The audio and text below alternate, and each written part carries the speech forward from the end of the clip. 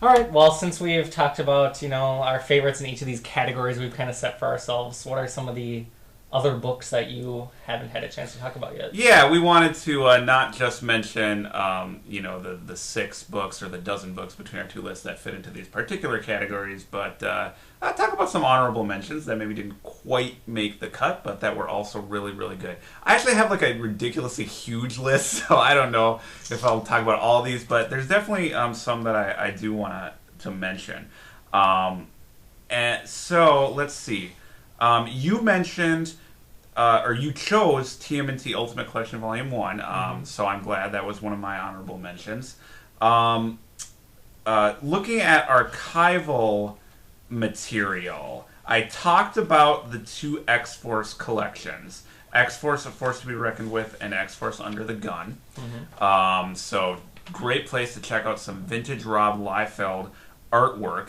The scripts are by Fabian Nicieza in those, and the second of those books, X-Force Under the Gun, actually collects the last of Rob Liefeld's work on the book, as well as the first issues of Mark Pasella, the artist that initially replaced him. And I think the Pasella material is interesting too, because one of the great important things about Rob Liefeld is how influential he was on really a decade in mainstream comics. I mean, Liefeld defined the look of comics in the 90s to one degree or another. And Pasella, the artist they bring in to follow him on X-Force, is not a great artist, but is just unapologetically aping Liefeld. So some of these drawings that he does, he really there's not a lot of real solid anatomy to begin with Rob Liefeld. So with Pasella, you're even one step removed from that. He's really looking at the kind of surface tropes of Liefeld, which is mostly surface anyway. So some of this art that Pasella is doing is almost so ugly, it's beautiful. I truly, like, some of these drawings, I'll just kind of, you'll be like, good lord, and then, wow, that's kind of fascinating that this was comics in the 90s. So come for the Rob Liefeld in those hardcover X-Force collections that Marvel's been putting out, but stay for the Mark Pasella. It's an interesting kind of historical artifact. It's scary to call something from the 90s a historical artifact, but it's 2011, so we got to keep moving here. So I like those books. All right, that's the last I'll say about Rob Liefeld, I promise. And then, of course, it pained me to not choose Karl Barks' Donald Duck, Lost in the Andes, that Fantagraphics put out as my best archival project of the year. I mean, I waited for years for Karl Barks. I love the Karl Barks Donald Duck book.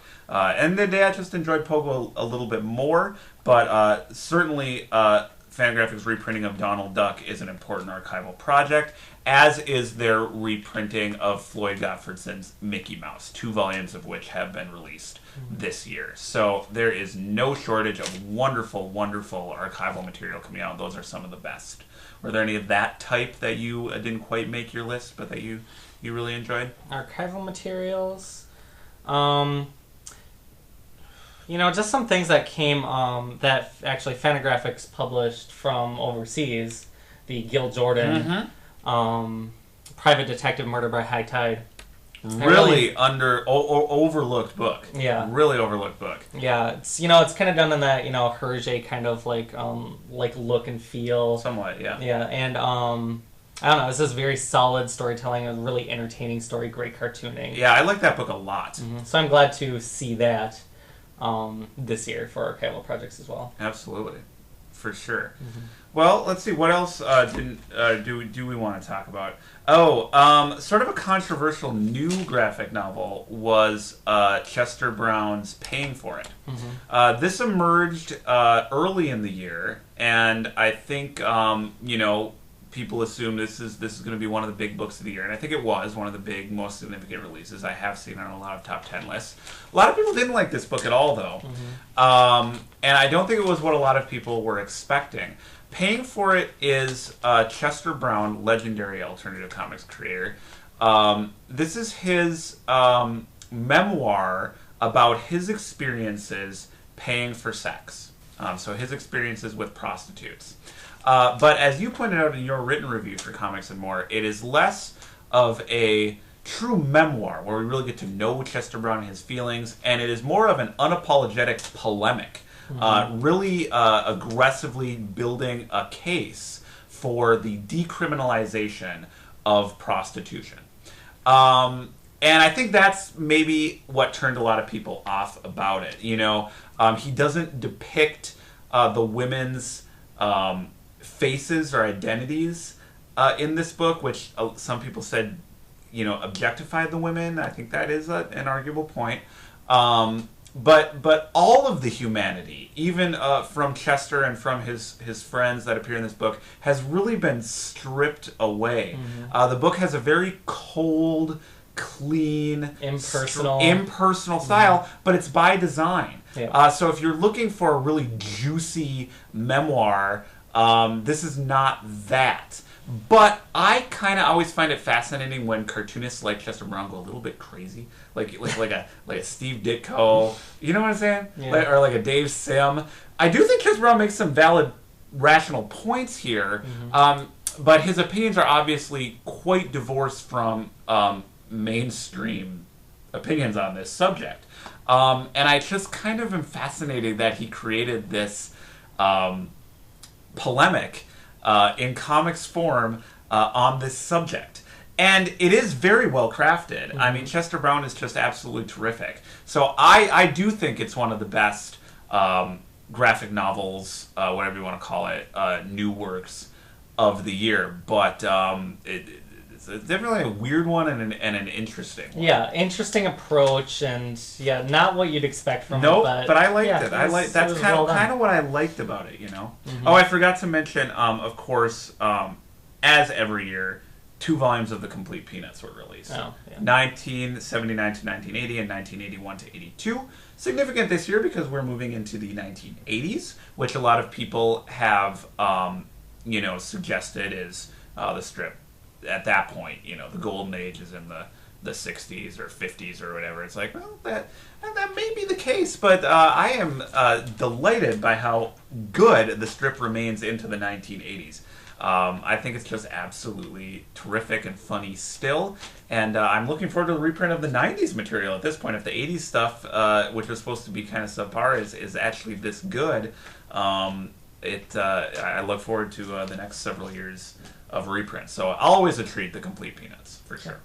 Yeah, going back to graphic novels, Habibi, another big graphic novel release of the year, Craig Thompson, who did Blankets. Showing up on a lot of top 10 lists. Yep, and we did a podcast on Habibi, a 2-parter, and very epic in scope. Kind of like this podcast. Just very long, epic, it'll never end.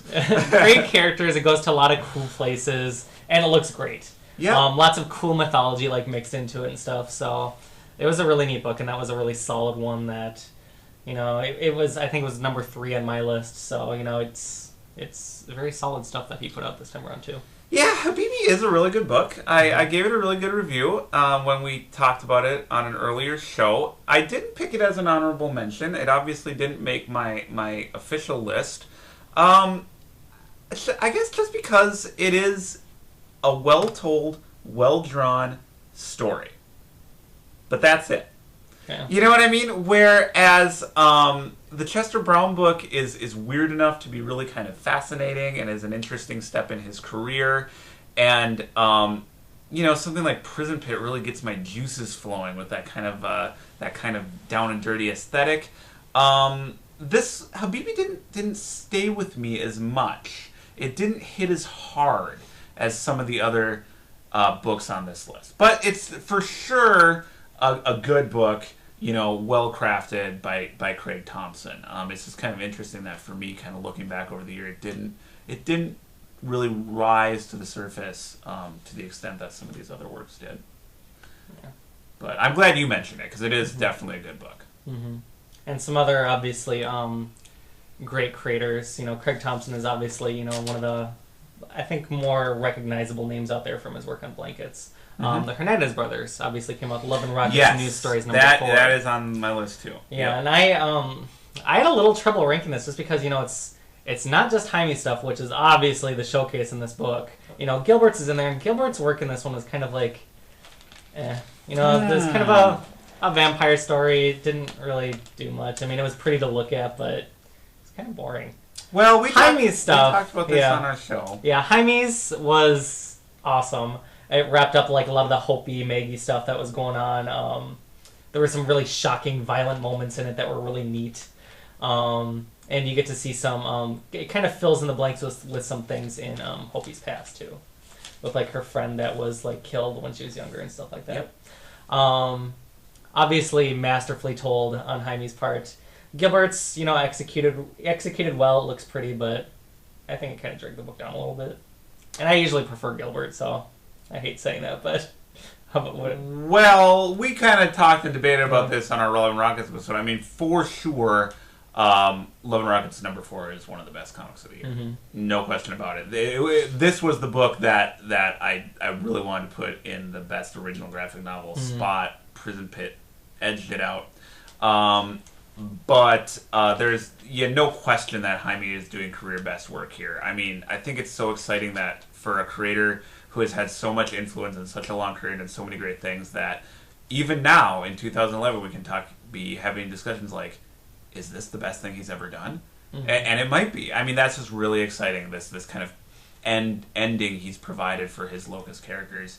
I mean, it is phenomenal for sure. But I do disagree with you about Gilbert's work, and I do want to talk about Gilbert's work because I do feel it's overshadowed by Jaime. And again, I kind of feel like it's along the same lines of the Prison Pit kind of stuff. Like he's going for a completely different aesthetic. He's not aiming for those kind of nuanced, kind of literary stories right now. He's done that in the past. That's what Jaime's doing right now. I think that's easier for critics to praise. I think that's easier for people to recognize the quality of the more literary work. But I think Gilbert's stuff in here is just a blast. And I also want to recommend Love from the Shadows, his solo graphic novel, which is fantastic. That is also definitely, no question about it, one of the best graphic novels this year. A lot of cool stuff with shifting identities in that, but mostly just a crazy, over-the-top story steeped in pulp novels and B-movies. Absolutely terrific. I enjoyed it kind of on the same kind of pitch and register that I would enjoy something like Prison Pit. So it's hard. I do think it's hard to see it right now with what Jaime's doing, but I hope, you know, when the brothers' work are collected individually, people can kind of look back at what Gilbert was doing during the same time to, oh yeah, that was really great too. I think they're both at the peak of their talents here. Love from the Shadows was a lot better than the stuff in his Love and Rockets News Stories volume, I think. And I don't know, like, you think it's exciting, but I don't know. I was kind of bored by it reading it. Like, there was nothing like that he introduced that was like exciting. Rockets? Yeah, in the Love and Rockets News Stories. And it was frankly kind of forgettable. I don't think so. I remember that vampire story well. I thought that was quite affecting and interesting and funny and creepy. And Love from the Shadows stuck with me. Like I remember things about that. But like the new stories #4 with Gilbert stuff, it's I don't know. It's just well, look again at it when it's collected. I'm a big Love and Rockets fan. I always take the opportunity to read their book at their stuff as it's being serialized, and then again when it's collected. It's always a nice opportunity to revisit it, and it often reads differently. Both when it's collected into a larger format and when it's separated from the other brothers' work. I think that really affects the reading of it. So, you know, give that Hernandez material another shot, Gilbert Hernandez stuff, because I think it's better than it appears on the surface. There's more going on there. But in any case, Love and Rockets, great.